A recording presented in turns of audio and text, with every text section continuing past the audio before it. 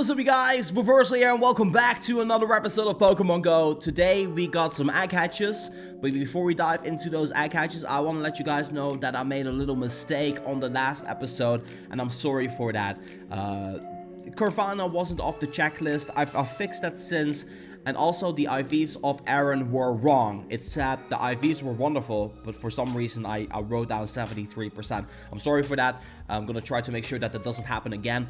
Also, you guys were very keen to point out, and I appreciate the feedback that you guys told me that the IVs, the order in which they're like shown on screen, is wrong, and I'm gonna elaborate on this and just mention this once. The way that I do this is based off how they show in game. So it always shows HP first, then attack, and then defense.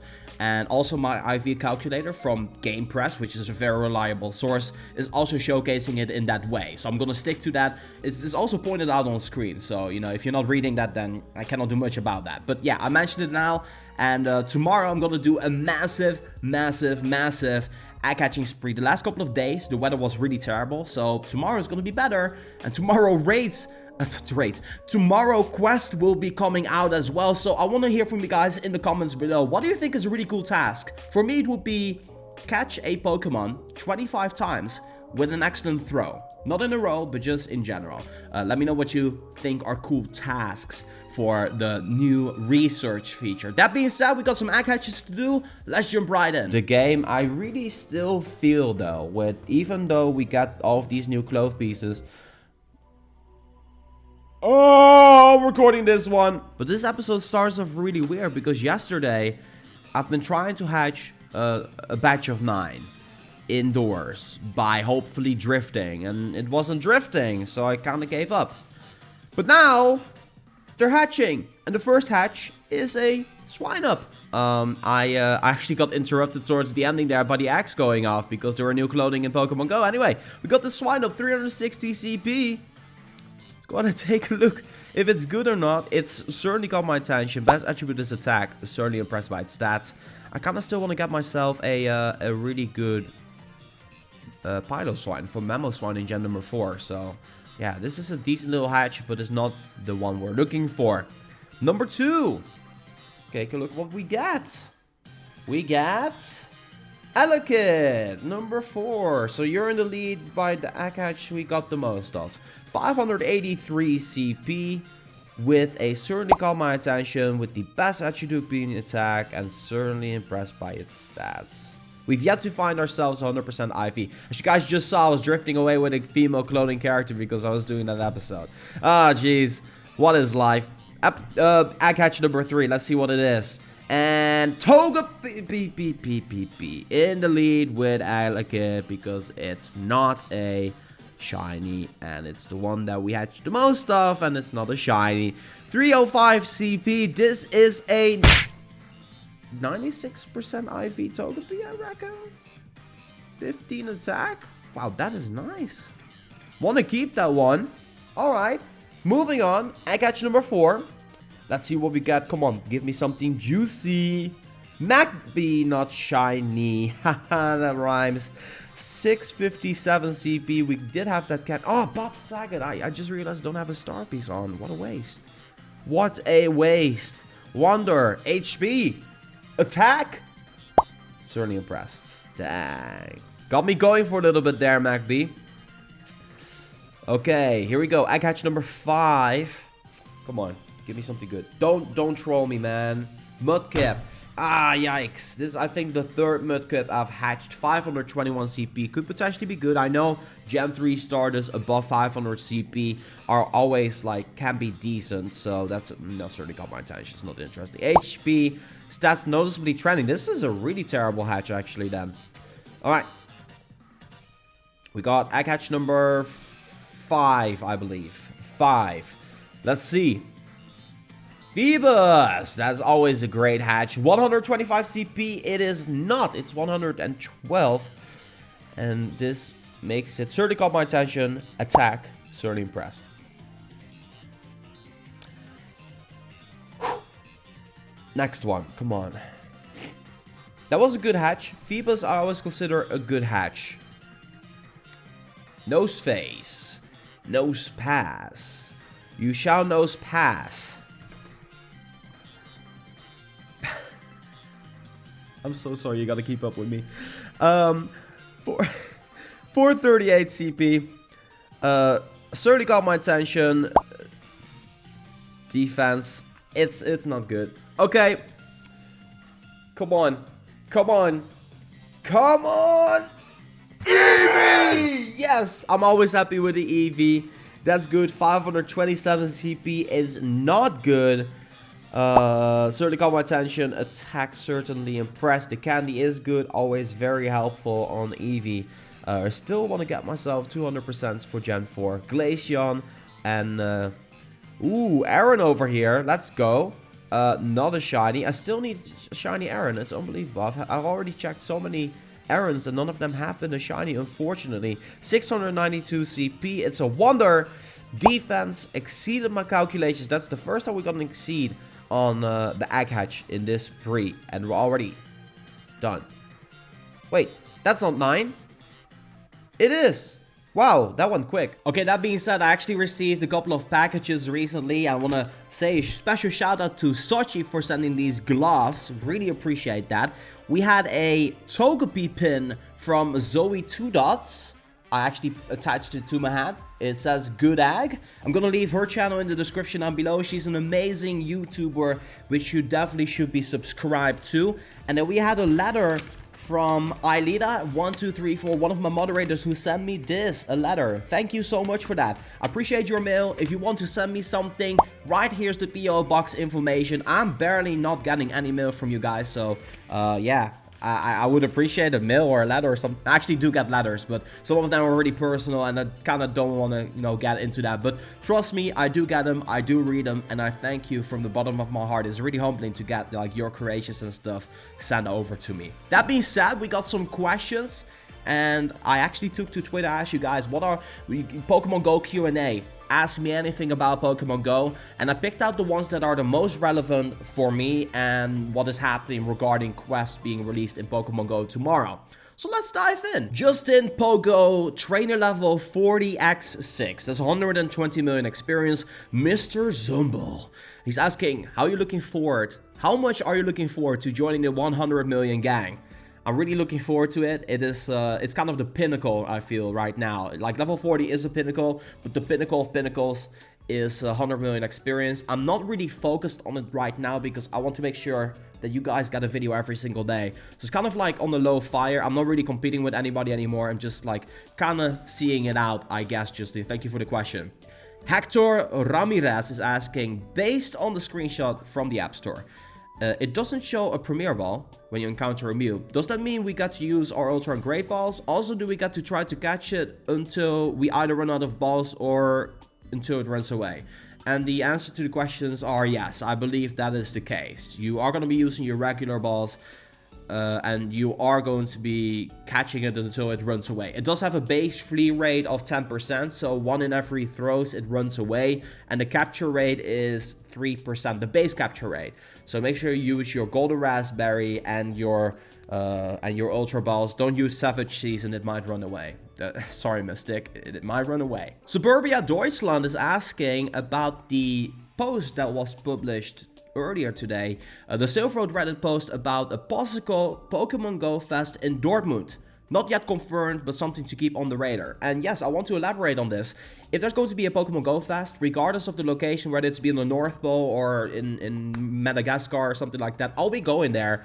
But yeah, the post that was made is actually based off the keynotes from a presentation that Niantic was involved in. They said something about 100,000 people that they want to gather for some sort of an event, and then also some information regarding AR and Pokemon Go.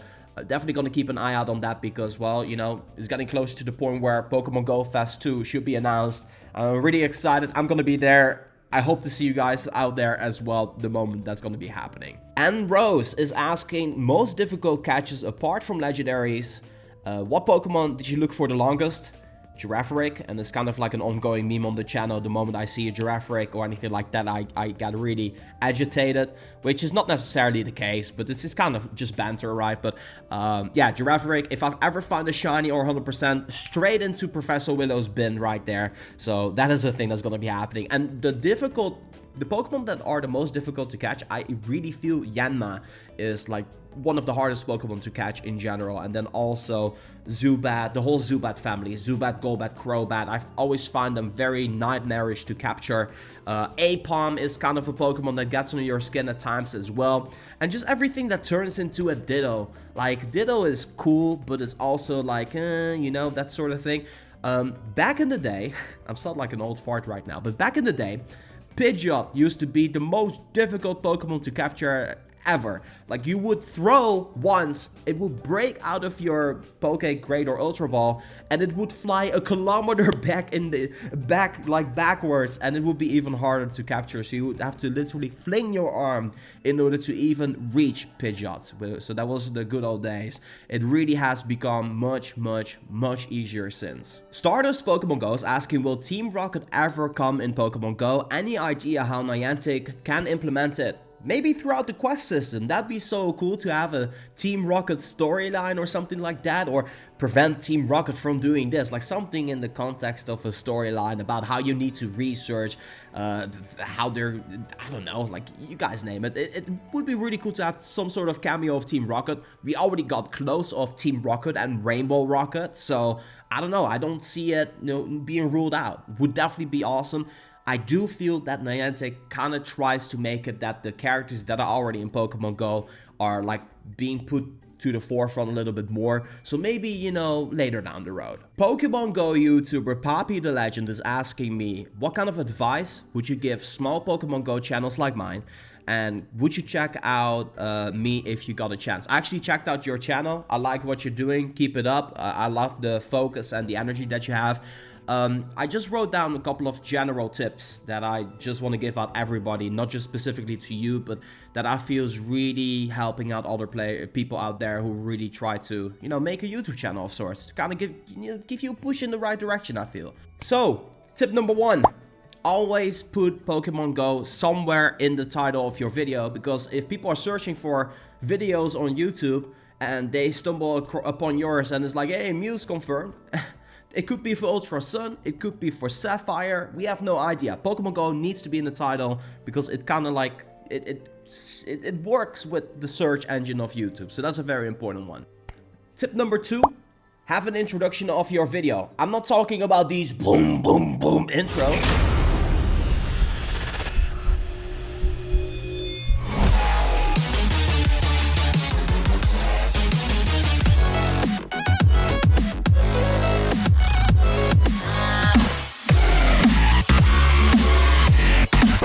Talking about introduce yourself, like you're about to present a video. My introduction is, hey guys, Reversal here, and welcome back to another episode of Pokemon Go. The reason why I'm doing this is because you know it's me, it's recognizable, and people copy it if they see me on the street sometimes. Someone coming up to me behind my shoulder, hey, what is up guys, Reversal here. It's hilarious and I love it, but it's recognizable. It kind of like distinguishes you from a generic Pokemon Go user. Do it in your own words, do whatever flows for you. Try not to pull a trainer tips, because I know a lot of you are, how should I put this? I know a lot of you are getting inspiration out of Nick, but Nick is he's one of the most well-known Pokemon Go YouTubers. Everybody knows that's Nick, you know, his videos speak for itself. But you're just a small timer maybe, you know, your videos might have not been seen that many times yet. So if there's no sort of connection to bind you, like, hey, my name is this, my name is Poppy the Legend, and we are back with another Pokemon Go video, people might be like, who's this guy? I have no idea who he is, you know, that sort of thing. Tip number 3, cut out the dead parts of your video. Don't make your videos too long. I think the sweet spot on a video is anywhere between 5 to 12 minutes. That really is a sweet spot. But cut out the dead parts, man. Sometimes I'm watching videos and it's people just literally waiting in the lobby for 2 minutes and then doing the battle. Like, it's cool and all, but if you don't have anything interesting to say in that time period, like, just don't say anything. Take that time to think about what you're going to be saying next, and then talk about it, because it will kind of appear as if you're prepared to talk about what you're talking about, right? So yeah, don't make your videos too long, cut out the dead parts. It will keep people engaged and it will make it that people don't click away that fast. Tip number 4, I feel it's important to have music in your video. I always try to add some background music. on the video like this. And the cool thing with that is it kind of creates the atmosphere on a video, because I think that's very important. Some people add sound effects, like Tauntaun Train, a fellow YouTuber. I'll leave a link to his channel in the description down below. He does that amazingly. He has these childs clapping and wee and a pew and a poo and a pow, and it's great. I love it. ではもう一匹いるので、これは次。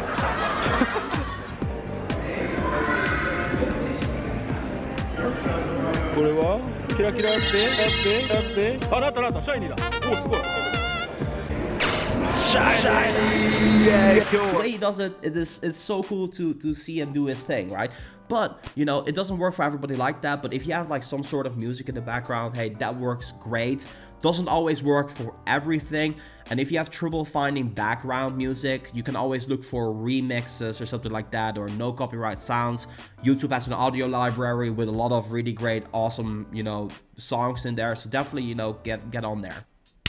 The final tip number 5, and this is very personal, but it's be you. This is super cheesy, but it's fact. You know, Brandon, Mystic 7, he already exists. Trainer Tips already exists. Holly exists. Prodigy's Nation already exists. I already exist. Don't try to be and copy us. Be your own thing. Do your own thing. Sure, it's cool to get inspiration out of us, but, you know, polish it into something that makes it you. Like, nobody, like, they already exist. Like, if people want to watch Nick, they want to go to his channel regardless, you know, that's the thing. It is cool to be cinematic, but cinematic needs to blend in well with the content that you're making. You know, cinematics are really kind of a tough thing, and cinematics can very quickly become the not so interesting part. If you apply cinematics well, you have a really amazing product, and I think a really great example of that is Scott who I'll also link in the description down below. His cinematography is on point, but a lot of people do cinematics because they think they're doing the cool stuff, but nobody cares for your time lapses. Like, literally, I'm gonna tell you, nobody cares for your time lapse. Nobody cares. Your time lapse is there to bring you from point A to point B, or to kind of fill in some depth space, but your time lapse should never be the focus of your video.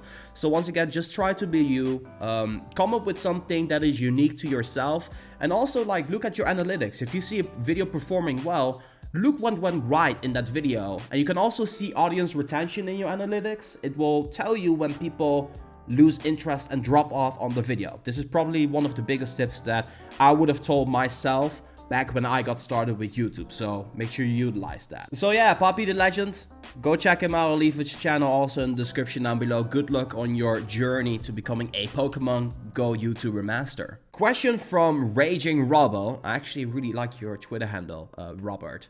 He's asking, is Pokemon Go too raid focused? I do believe that Niantic at a certain point has been laying the focus too much on just relying on raids.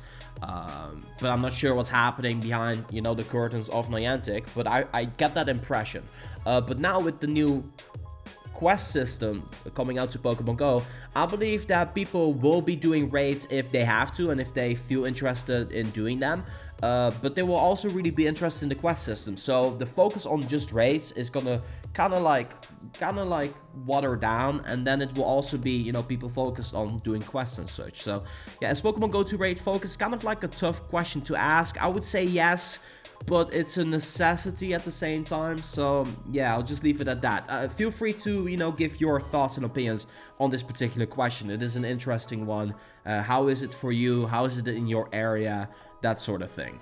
Shrub is asking, if the quest reward is a legendary Pokemon encounter in the wild, do you think it should have a 100% catch rate, or should it retain its normal catch rate? It should definitely retain its normal catch rate, unless of course it is a shiny Pokemon. Then I think it, of course, 100% catch rate, just like Lugia. I think that is the better way of doing it. I personally, for my own sake, I would think it would be cool if a shiny legendary could run away, because that would make a shiny legendary extremely valuable and really cool to have. So that's kind of part of the collector in me, that I would really love that. But yeah, retain normal catch rate for shiny Pokemon, 100% catch rate, I'm completely fine with that. Ryan Krill, trainer level 38, saying, Do you think shinies are being released in a fast enough rate? Right now, yeah, definitely. Do you wish there were more shinies in the game? Yes. And that they came out quicker? Yes. Yes to all 3 questions. I really feel that they started releasing shinies way too late. Okay guys, so in less than 24 hours from now, the new quest feature is going to be released. And I'm gonna be bringing you guys as much content as I can regarding this feature. I just want to make sure that you guys are staying up to date with everything that is going on Pokemon Go. So if you are new onto the channel, if you stumbled upon the channel, go ahead and tap on that subscribe button. I would really appreciate you guys subscribing. We're getting close to 316,000, so if we could reach that by the end of the month, it would be absolutely insane. And also, if we can reach 1,000 likes, that would be really cool as well. Would really appreciate it if you guys did. That being said, let me know in the comments, how do you guys feel right now? I'll be trying to respond to the comments a little bit after this video is over. So yeah, once again, thank you so much, everybody. Thank you so much for watching. I'm gonna be signing off, and I'll see you guys back again tomorrow with more Pokemon Go.